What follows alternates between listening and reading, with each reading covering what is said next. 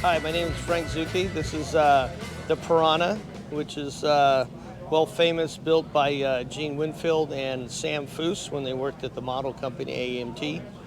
This is the first car built out of production. The company started out with Marlboro Chemical Company, which was a vacuum forming company, and they also made the plastic dashes for all the cars in the 60s. They sold the rights to AMT. Sam Foose and Jim Winfield were there. We haven't really determined whether this car could be also the prototype, but we know for sure this is the number one that came off the line as the race car.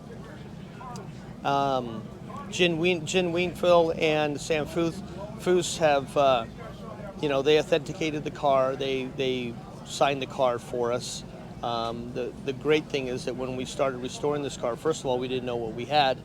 And then once we started taking paint layers off and finding stuff, we found, the radiator holes, the air scoops in the front, the gauge holes, and everything. All this stuff was altered because the person was actually driving it on the street. Had the original roll bar. We added a safety roll bar coming forward here. But when we went down to their function, it was nice to have both of their individuals look at the car and say that this is exactly the way they ran it back in the day. So it made me feel good that I'd done the right job of restoring the car. What kind of condition was it in when you acquired it? It was absolutely destroyed. I found it underneath an 18-wheeler in Santa Clara. The guy drove it as a street car. Oh, okay. But it was really beat up. It was red, it had a big windshield, it was ugly, and they had big speaker holes.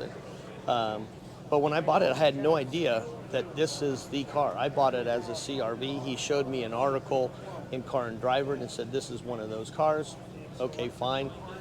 I bought it, took it home, washed it up, put it in my 18-wheeler, and it sat there for 10 years. And I decided, you know what, I'm going to restore it. So when I pulled it out, started going through all the layers, and then someone told me this was some kind of a concept car through GM. I contacted GM, and they gave me a number of a gentleman in San Pablo, California, that has all the records on Corvair, prototype stuff and stock stuff. So I went over to his home, and lo and behold, you walk into his house. I tell you, it was kind of weird, but this guy had filing cabinets from wall to wall. His couch was the bench seat out of a Corvair that the dealership had on display. I mean, it was Corvair stuff everywhere. So he comes out and he pulls out 3 huge files. And he had the file on this car, the file on the Don Garlis car, which is number 2, and then the movie car, which is number 3. All right. So then we got all the information and we had more pictures and knew that we were putting it back correctly. So we were on the right path. So was the number 3 car the one that's in Man from U.N.C.L.? Yes, okay. That's number 3 car. Got it. And that was one that Winfield completely redid. Well, not completely redid, but he's the one that really put that together. He kind of has been involved in all of them except for this one and bringing them back to life. He has not. He was involved with the Garlitz car. Don Garlitz has the car now. It's in his museum in Florida. Don and I tried to get the 3 cars together while Sam was alive and Gene is still alive, and do a big photo shoot, big article on it. But the gentleman that had it had no interest in doing it. I believe he does movie props in Hollywood, so for him it's just a prop. Oh, that's a shame. Yeah, it's a real shame. Yeah. Well, at least it still exists. I mean, it exists, and believe it or not, it was at the Peterson Museum 2 years ago. Okay. On display. There's talk that they want this down there. If we bring it down, why not? People see it. They need to be seen. Are you based out here in California? We're out here in California. Okay. So anyway, here it sits. It's been kind of a long love-hate relationship, I guess. It ran with, when originally it was built, the same driver, Dick Carbajal, he ran the car, and he also continued racing the car afterwards once AMT closed up and went bankrupt. The drag race career with the Garlitz car and them, that's pretty much put them over the edge and not surviving in business. It cost them a lot of money. They put a lot of effort to it. And believe it or not, that car still holds a record today that no one's beaten. That's incredible. But we had this at a car show in Danville, and Phil Hill was there at the time. And we were off we're at a distance, and we saw him looking over the car, and he's talking with his hands, so I thought he was Italian like us. But we get over there, and I said, Phil, what's going on? He says, this damn thing blew by me at Riverside way back when. He says, I hated this car. So it was kind of a neat to, get a little Caught him piece. just before he got his That's keys right. out to little, key it. Little piece of history, Oh, that's fantastic. But it's been more successful now with the triple Webers, the way it finally ran. Can you take us through the Corvair setup back here? So when I got the car, it had the two Rochester carburetors, is the way like 140 horse would be. So that's where the car started with 4 carburetors, and then from there they wanted to get more power out of it, and they ran it with the Holley carburetor. Wasn't that successful? They went and put a turbo on it, and that's when Phil Hill got passed by this car. But it was not a really reliable car. So the end up with the triple Webers, like a Porsche setup, and that gave us the most horsepower, the most reliability. Very cool.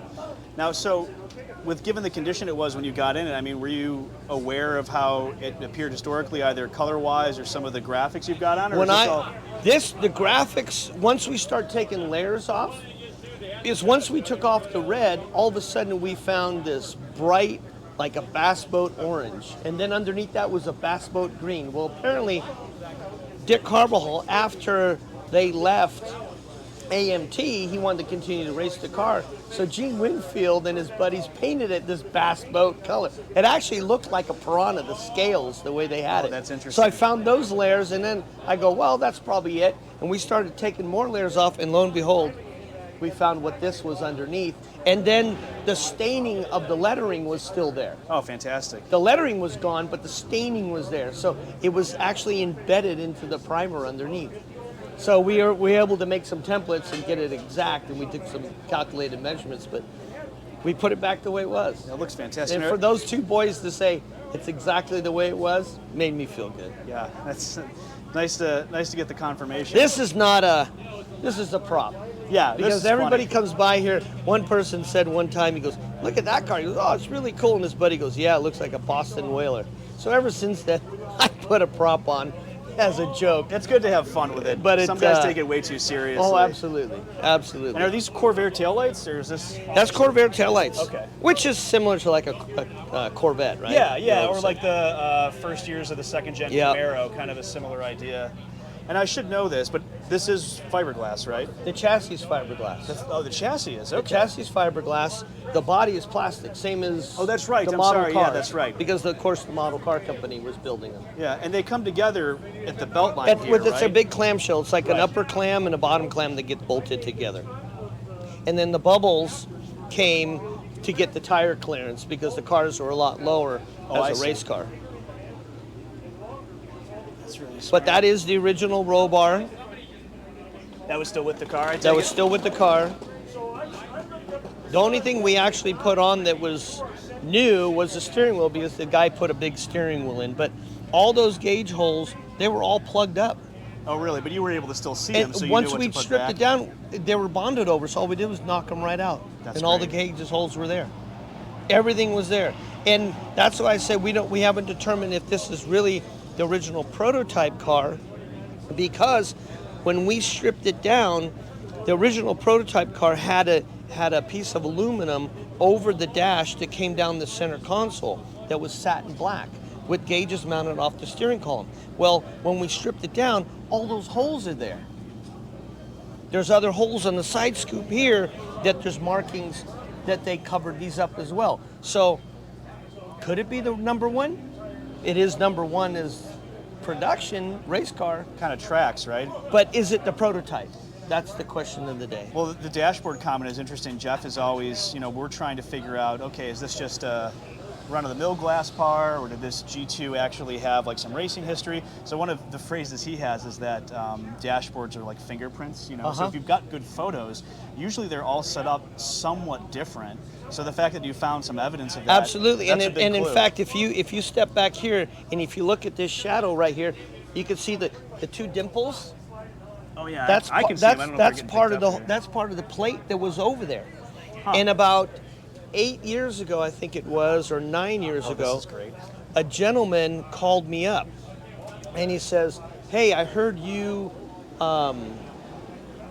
you own this piranha." I said, "Yeah, I do." And he says, "Well, my dad worked for Marlboro and Chemical Company." So he goes, "My dad had passed, and he has a photo album when they took the prototype car and the parts that they were producing, Marlboro and Chemical Company, and introduced them to the public in Italy." So I have these 8x10s that are phenomenal, like 30 pictures that are just that's fantastic with these people in the car. So I want to put together a display and get them out here, people to understand it and learn the history. It's great to share it with more people. Well, let's take a pause for, what is this, Morgan coming by? Okay.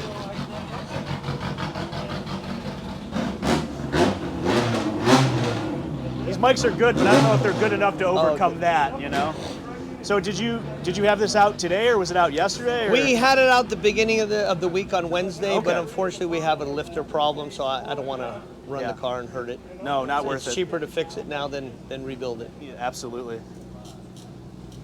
All right, sweet. Well, thanks for taking the time. Appreciate the overview. And Not a problem. Yeah, like I said, Jeff has made molds for these. So if you thought about putting this up on the shelf, just to I do. protect I want to take this off, and I want to make a cage for it to preserve it.